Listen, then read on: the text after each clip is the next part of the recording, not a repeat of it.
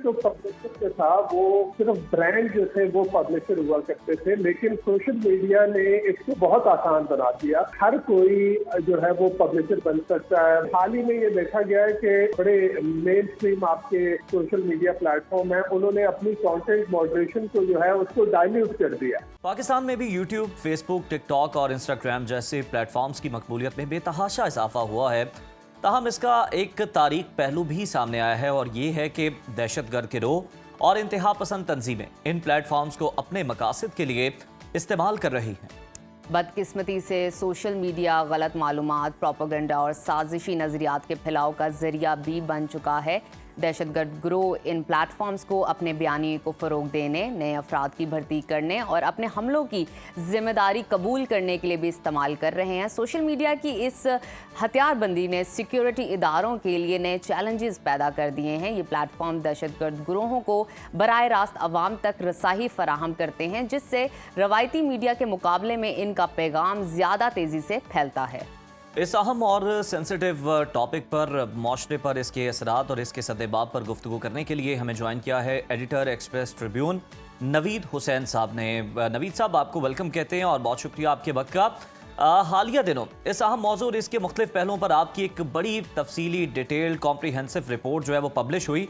ये बताइए कि आपको इस मौजू पर लिखने का ख्याल कैसे आया और आपने तहकीक कहाँ से शुरू की, कितना वक्त लगा इसको कंपाइल करने में?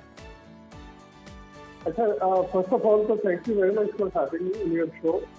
अच्छा देखिए, इशू ये है कि मैं ये counter terrorism, security related issue, international relation, इनके ऊपर मैं लिखता रहा हूँ। और मैंने इससे पहले काफ़ी अर्सा पहले जब अफगान तालिबान की मीडिया स्ट्रैटेजी के हवाले से भी एक इसी तरह का कॉम्प्रिहेंसिव एनालिसिस किया था कि किस तरह से अफगान तालिबान जो है वो उन्होंने मीडिया को एम्ब्रेस किया। और स्पेशली मैं डिजिटल मीडिया की बात करूंगा कि डिजिटल मीडिया, क्योंकि वो एक, जैसे आपने अभी इंट्रो में जिक्र भी किया कि डिजिटल मीडिया बेसिकली एक बहुत पावरफुल टूल बन गया है। बिल्कुल। यानी ये था कि आपके जो मेन स्ट्रीम आपके मीडिया हाउसेस थे तो पब्लिशिंग के राइट्स उन्हीं के पास है, बिकॉज ऑब्वियसली उसके लिए आपको बहुत सारे लवाजमात चाहिए होते हैं। अगर आपने अखबार निकालना है, आपने टीवी निकालना है, आपने जो है वो रेडियो स्टेशन जो है वो शुरू करना है, तो उसके लिए आपको बहुत सारे लवाजमात चाहिए। अच्छा नवीद साहब, ये बताइएगा, इस बात पर रोशनी डालिए कि आपने अपने आर्टिकल में बताया था कि दहशतगर्द ग्रोह सोशल मीडिया पर किस तरह प्रोपेगेंडा फैलाते हैं। इसको थोड़ा सा इलैबोरेट कर दीजिए हमारे नाजरीन के लिए, और साथ ही साथ बताइए कि इनके हथकंडे किस हद तक मौसर हो चुके हैं। अच्छा देखिए, मैं बात उसी को आगे बढ़ाऊंगा कि जो पब्लिशर जो था वो सिर्फ ब्रांड जो थे वो पब्लिशर हुआ करते थे, लेकिन सोशल मीडिया ने इसको बहुत आसान बना दिया। अब जो है हर कोई जो है वो पब्लिशर बन सकता है। वो जो जिसके पास भी अगर एक स्मार्टफोन है और उसको बेसिक जो है वो वीडियो एडिटिंग की स्किल्स आती हैं, बल्कि अब तो वीडियो एडिटिंग की स्किल्स भी उसके लिए ज़रूरी नहीं है, क्योंकि AI ने, आर्टिफिशियल इंटेलिजेंस ने वो चीज़ें भी बहुत आसान कर दी कि आपके पास रॉ फुटेज है, आप जो है उस प्लेटफॉर्म पे डालें और वो आपको वीडियो भी एडिट कर देता है, वो आपको जो है वो उसकी सबटाइटलिंग भी कर देता है, सब कुछ कर देता है। तो ये आसानी जो है इसको जो हमारे दहशतगर्द ग्रोह हैं और जो आपकी कलदम तंजीमें हैं, उन्होंने इसको बड़ा इफेक्टिवली यूज किया। बिल्कुल ठीक है नवीद साहब, और वो इसको बड़ा इफेक्टिवली यूज कर भी रही हैं। लेकिन अब सवाल ये पैदा होता है, कुछ रिकमेंडेशन, सजेशंस आपने भी दिए हैं, दहशतगर्द गिरोह की जो ऑनलाइन सरगर्मियों, इसकी निगरानी और रोकथाम के लिए रियासती इदारे और सोशल मीडिया प्लेटफॉर्म्स के इकदाम किस हद तक सही समत में हैं, मौसर हैं और बड़े सक्सेसफुल हो रहे हैं? क्या कोई मजीद बेहतरी की गुंजाइश भी मौजूद है? देखिए, एक चीज तो ये समझने की है कि अभी ऑल्दो के कुछ सोशल मीडिया प्लेटफॉर्म जो है उनकी कंटेंट मॉडरेशन की अपनी पॉलिसी है और वो जो है वो टेक डाउन भी कर रहे होते हैं। इस तरह का जो हेटफुल कंटेंट होता है या जो दहशतगर्दों के जो प्रोपेगेंडा वीडियोज या उनका प्रोपेगेंडा कंटेंट होता है। लेकिन अभी हाल ही में ये देखा गया है कि कुछ जो बड़े मेन स्ट्रीम आपके सोशल मीडिया प्लेटफॉर्म है, उन्होंने अपनी कंटेंट मॉडरेशन को जो है उसको डाइल्यूट कर दिया, जिसकी वजह से जो है वो जो आपके जो टेररिस्ट ऑर्गेनाइजेशन है, जो एक्सट्रीमिस्ट आउटफिट्स है, उनको जो है इससे बहुत ज़्यादा फायदा मिला है। और वो सिर्फ उसके साथ साथ जैसे अगर कोई main stream social media platform जो है वो कंटेंट मॉडरेशन की कोई जो इम्प्लीमेंट कर भी रहे होते हैं, तो ये दहशतगर्द तंजीमें जो हैं ये इवेजन टैक्टिक्स इस्तेमाल करती हैं, वो उसको इवेड करती हैं। मैं आपको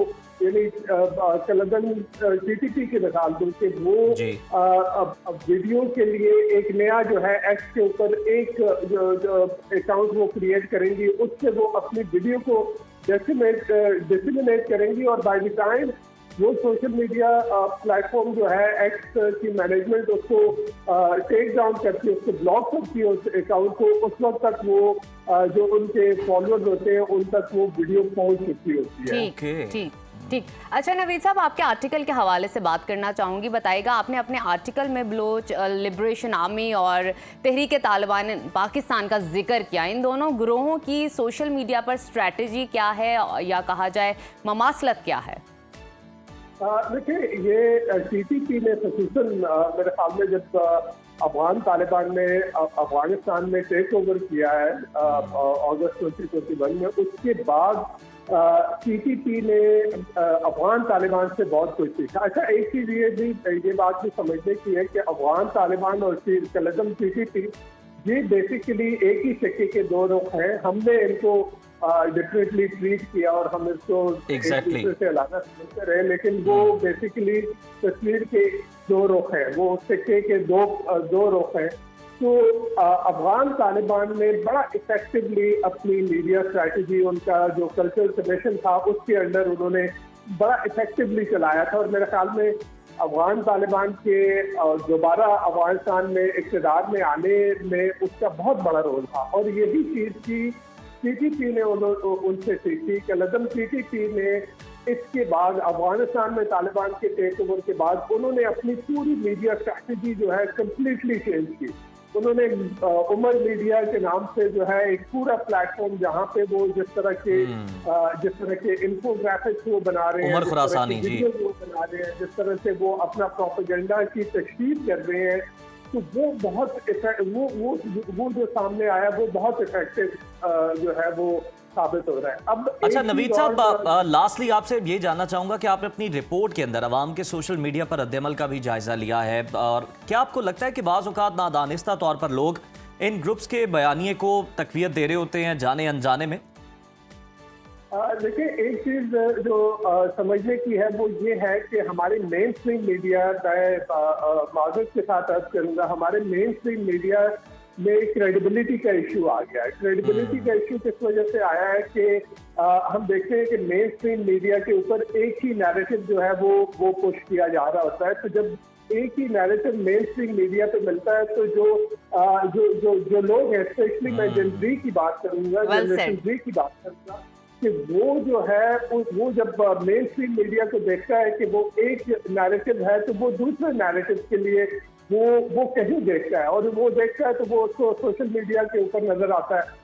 अब सोशल मीडिया में ऑब्वियसली आप जो आपके माइंड के साथ, आपकी सोच के साथ जो चीज कंपैटिबल होती है, आप उसको एम्ब्रेस करते हैं, आप उसको एक्सेप्ट करते हैं, और फिर ऑब्वियसली वो आगे, और फिर सोशल मीडिया के ऊपर आपके पास जो है वो एडिटोरियल ओवरसाइट नहीं है। वहाँ पे जैसे मैंने पहले जिक्र किया कि हर कोई जो है वहाँ पब्लिशर बन सकता है, जिसके पास कोई अगर साफ़त का नॉलेज नहीं है। बिल्कुल ठीक है नवीद साहब, आप दुरुस्त फरमा रहे हैं कि फिर वो जो वैक्यूम क्रिएट होता है ना कि हर चैनल की खबर चल रही होती है, तो फिर उसके बाद लोग इस तरह की खबरों की तलाश के लिए जो है वो सोशल मीडिया का सहारा लेते हैं और फिर वहाँ पर उन्हें जाना पड़ता है। बहुत शुक्रिया